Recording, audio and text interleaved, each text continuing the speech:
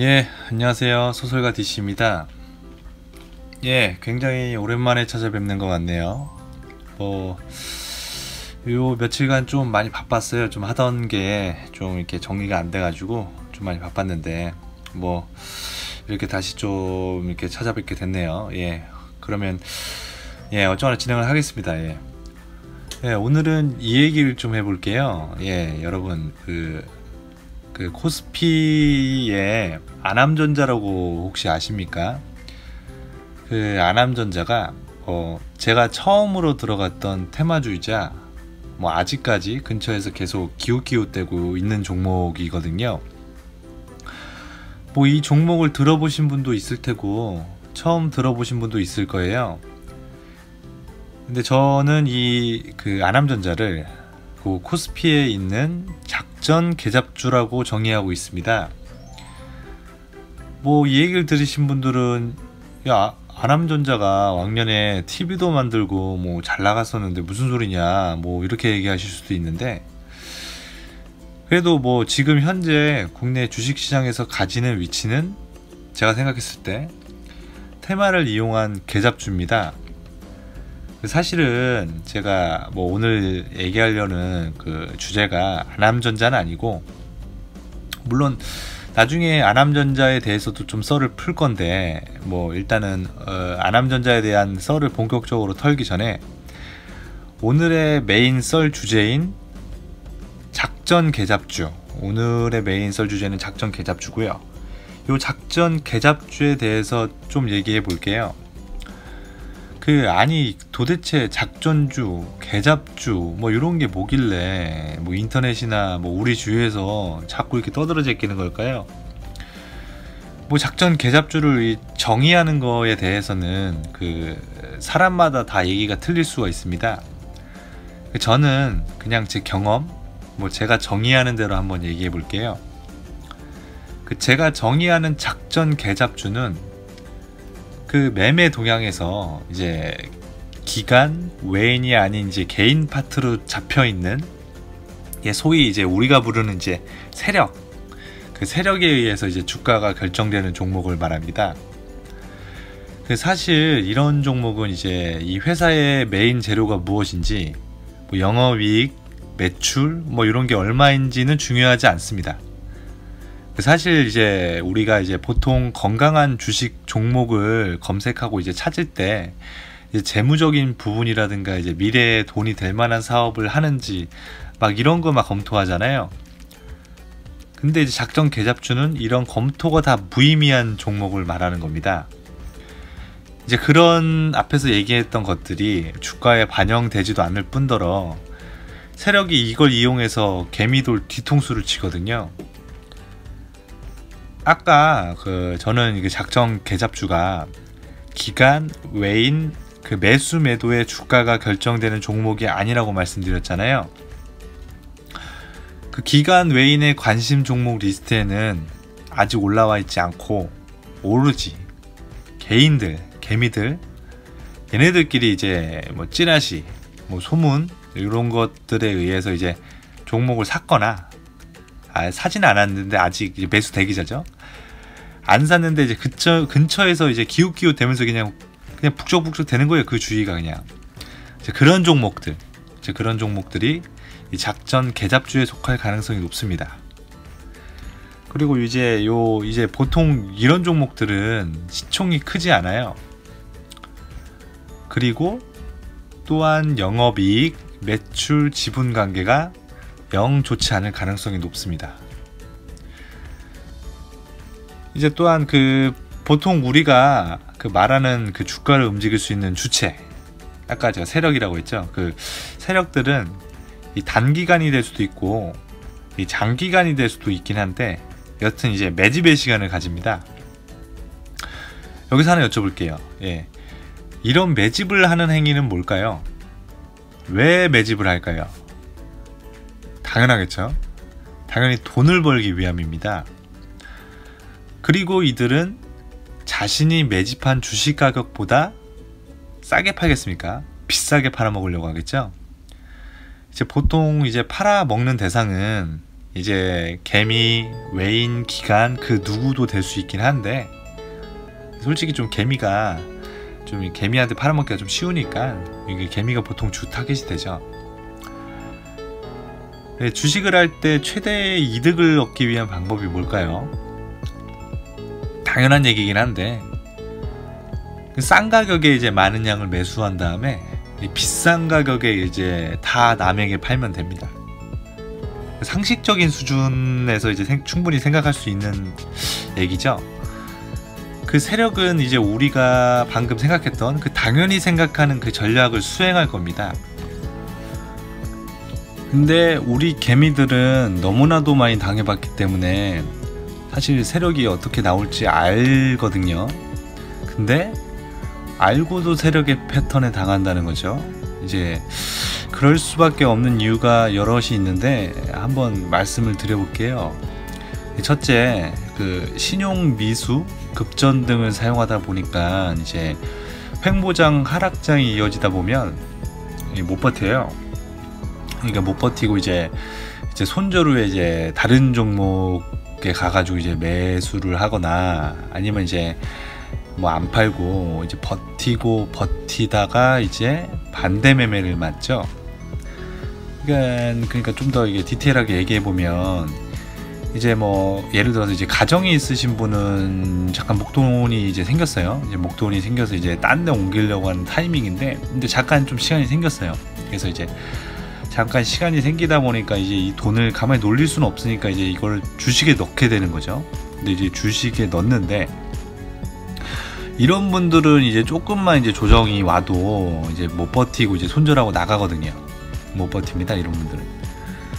그리고 또 뭐 다른 분들 예를 들면 이제 뭐 신용 미수 쓰시는 분들은 이제 본인이 원하는 시간만큼 그 돈들을 이제 들고 있을 수는 없지 않습니까?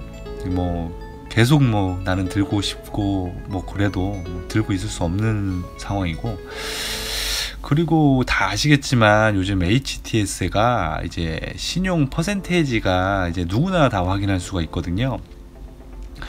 그러니까 뭐 생각해 보세요. 이제 내가 세력인데 내가 이제 개미들을 완전 뼈까지 발라 먹어야 되는데 이 신용 퍼센테이지가 높아요.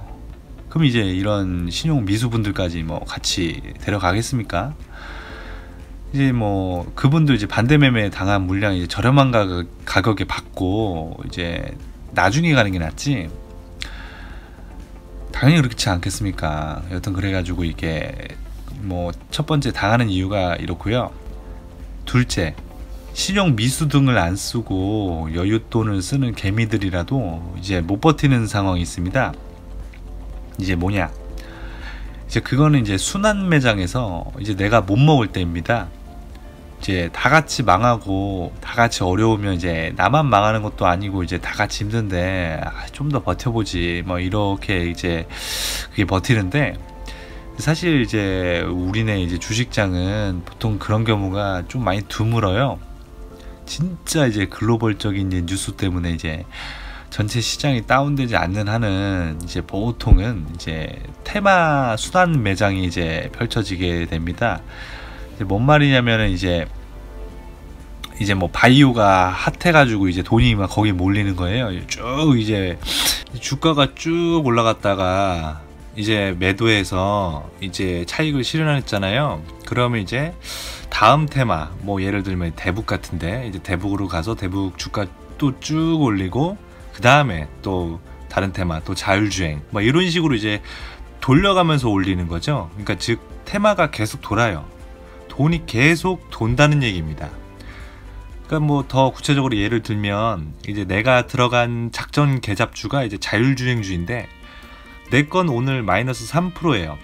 근데 지금 옆집인 대북주가 하루에 막 10%를 찍는 거예요. 그러면 이거 팔고 이제 대북주 쪽으로 간다는 거예요. 이거 웬만한 개미들은 못 버팁니다. 이거 듣는 분들 중에서도 이런 경험은 한 번쯤은 다들 있으실 텐데요.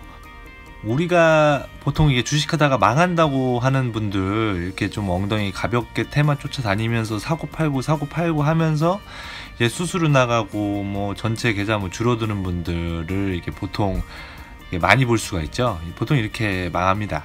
예. 근데 이렇게 개미들이 다 매도하고 떠난 자리에 그 물량을 누가 또 받아요.